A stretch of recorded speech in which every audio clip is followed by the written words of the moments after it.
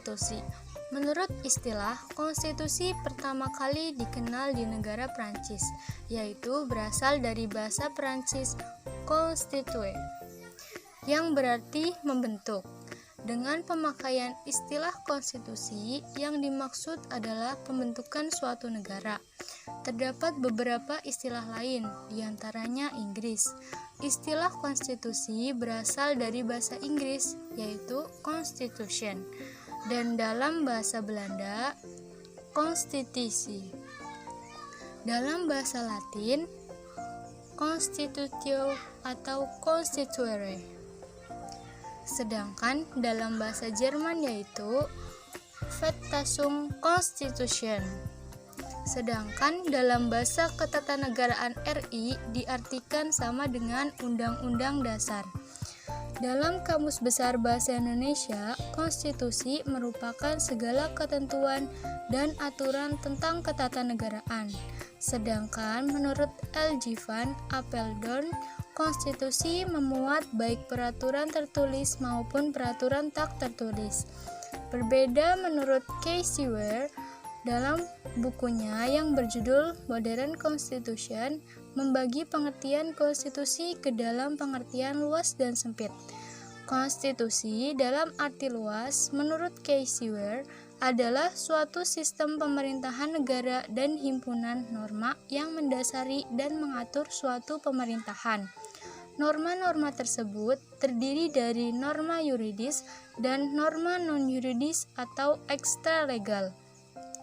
Sedangkan pengertian konstitusi dalam arti sempit menurut Ware adalah kumpulan peraturan-peraturan yang legal dalam ketatanegaraan suatu negara yang terhimpun dalam dokumen atau beberapa yang saling terkait.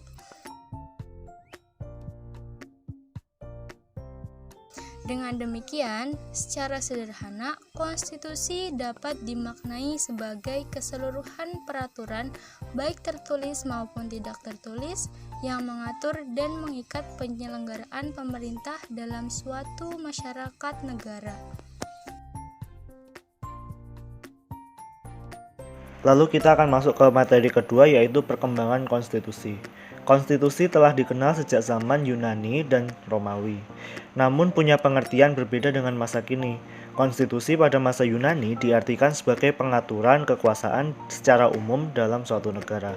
Meskipun pengaturan konstitusi pada masa Yunani masih sederhana, tetapi masih bisa terlihat.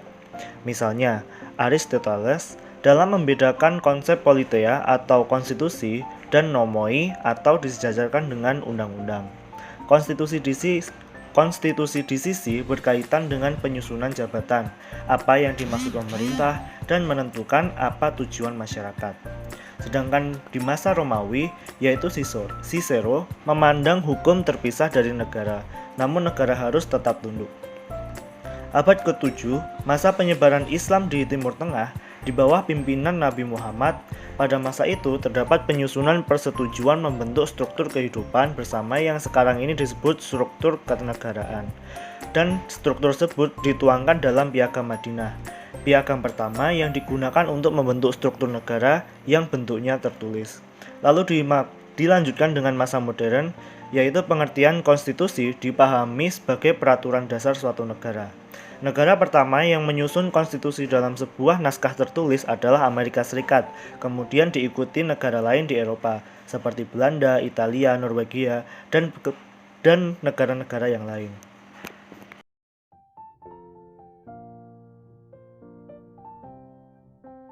Berdasarkan klasifikasi konstitusi, Casey Ware membaginya menjadi 5 kelompok. Pertama, konstitusi tertulis dan konstitusi tidak tertulis. Konstitusi tertulis merupakan suatu konstitusi yang dimuat dalam satu atau beberapa dokumen formal. Misalnya saja pada Undang-Undang Dasar 1945 dan The Constitution of United States of America. Sedangkan konstitusi tidak tertulis adalah suatu konstitusi yang tidak dituangkan dalam suatu dokumen formal. Misalnya, pidato kenegaraan presiden. Sebab di sini tidak diatur dalam undang-undang, namun praktiknya itu terjadi terus-menerus sebagaimana suatu kebiasaan. 2. Konstitusi fleksibel dan konstitusi kaku atau rigid. Konstitusi fleksibel adalah suatu konstitusi yang mengandung setidaknya dua ciri pokok, yakni elastis dan dapat diumumkan atau diubah dengan cara yang sama sebagaimana undang-undang. Konstitusi fleksibel dikatakan elastis karena dapat menyesuaikan diri dengan mudah. Hal ini berbeda dengan konstitusi kaku atau rigid. Konstitusi rigid setidaknya juga punya dua ciri pokok, yakni mempunyai kedudukan yang lebih tinggi dari peraturan perundang-undangan yang lain dan hanya dapat diubah dengan cara yang khusus dan istimewa. Dengan demikian, Undang-Undang Dasar 1945 masuk ke dalam kategori konstitusi rigid. 3. Konstitusi derajat tinggi dan bukan konstitusi derajat tinggi.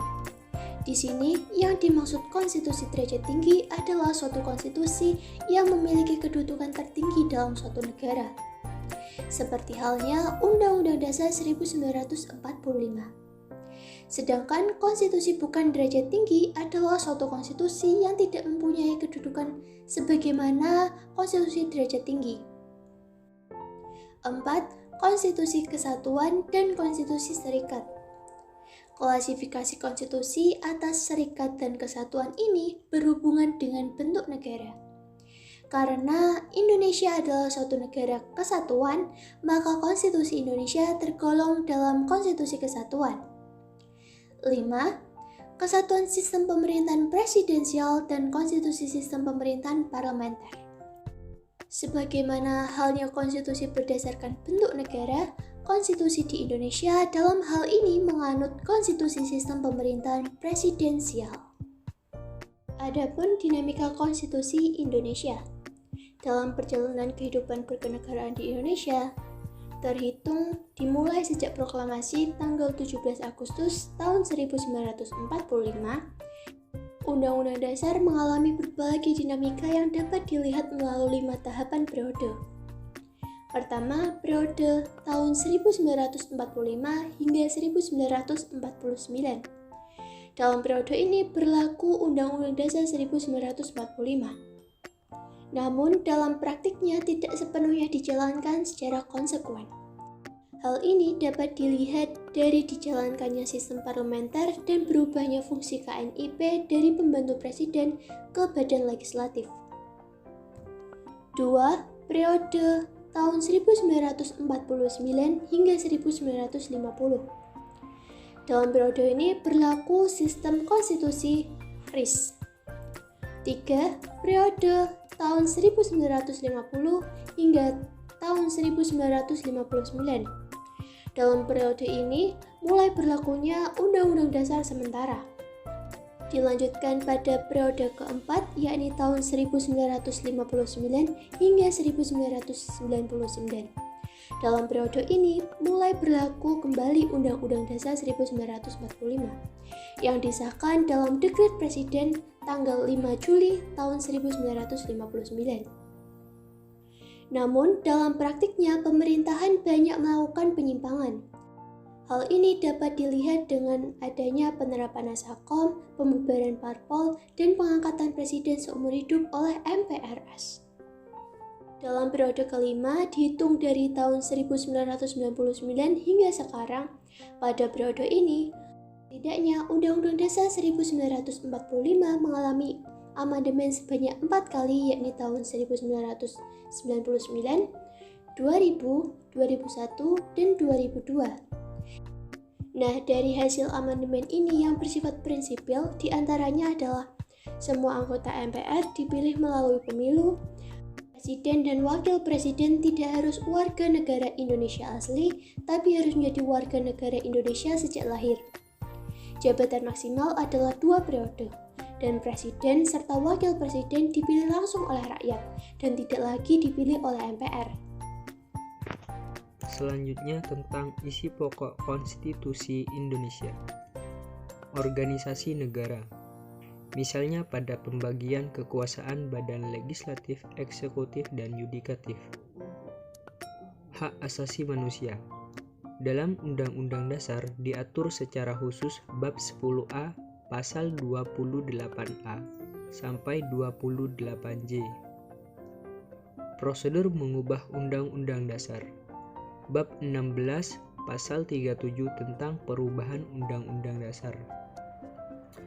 Larangan untuk mengubah sifat tertentu dari Undang-Undang Dasar. Misalnya diatur tidak akan mengubah bentuk NKRI. Memuat cita-cita dan asas-asas ideologi negara. Misalnya yang tercermin dalam pembukaan Undang-Undang Dasar. Tingkatan konstitusi menurut Herman Heller. 1. Konstitusi dalam pengertian sosial politik.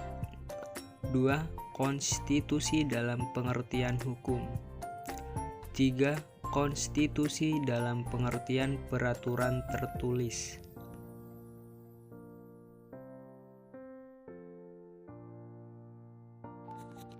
Lalu, apa sih fungsi konstitusi itu sendiri? Menurut C.F. Strong, pada prinsipnya fungsi konstitusi adalah untuk membatasi kewenangan tindakan pemerintah, untuk menjamin hak-hak yang diperintah, dan merumuskan pelaksanaan kekuasaan yang berdaulat. Fungsi konstitusi secara umum yaitu 1. Konstitusi berfungsi sebagai piagam kelahiran suatu negara. 2. Konstitusi berfungsi sebagai sumber hukum tertinggi. Ketiga, konstitusi berfungsi sebagai alat membatasi kekuasaan. 4. Konstitusi berfungsi sebagai identitas nasional dan lambang. Yang kelima, konstitusi berfungsi sebagai pelindung hak asasi manusia dan kebebasan warga suatu negara. Secara ringkas, konstitusi berfungsi membatasi kekuasaan pemerintah agar tidak terjadi kesewenang-wenangan yang dapat dilakukan oleh pemerintah, sehingga hak-hak bagi warga negara dapat terlindungi dan tersalurkan. Selain fungsi konstitusi tersebut, konstitusi juga memiliki tujuan.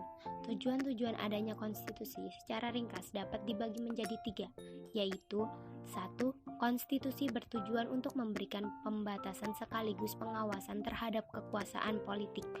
Tujuan ini berfungsi untuk membatasi kekuasaan penguasa sehingga tidak melakukan tindakan yang merugikan masyarakat banyak. Kedua, konstitusi bertujuan untuk melepaskan kontrol kekuasaan dari penguasaan sendiri. Bisa juga memberikan perlindungan terhadap hak asasi manusia (HAM), sehingga dengan adanya konstitusi, maka setiap penguasa dan masyarakat wajib menghormati HAM dan berhak mendapatkan perlindungan dalam melakukan haknya. 3. Konstitusi bertujuan memberikan batasan-batasan ketetapan bagi para penguasa dalam menjalankan kekuasaannya. Selain memberikan batasan-batasan untuk penguasa dalam menjalankan kekuasaannya, hal ini juga bertujuan untuk memberikan pedoman bagi penyelenggara negara agar negara dapat berdiri kokoh. Cukup sekian presentasi yang kelompok kami sampaikan. Kurang lebihnya mohon dimaafkan. Wabillahi taufiq wal hidayah. Wassalamualaikum warahmatullahi wabarakatuh.